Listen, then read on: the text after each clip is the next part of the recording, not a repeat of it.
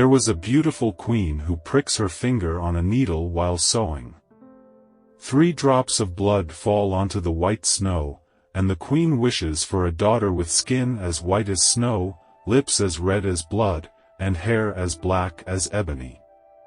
Soon after, the queen gives birth to a beautiful daughter named Snow White.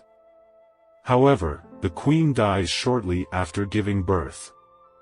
A year later, the king remarries a beautiful but wicked woman.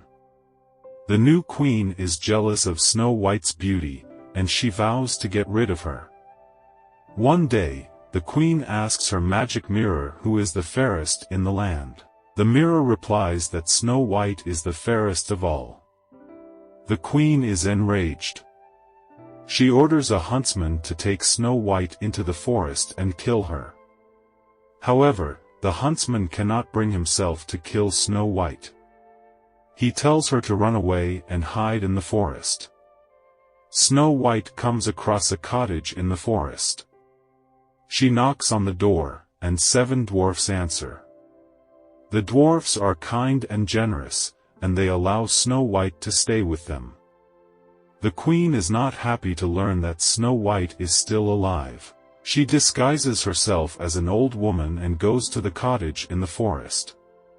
She offers Snow White a poisoned apple.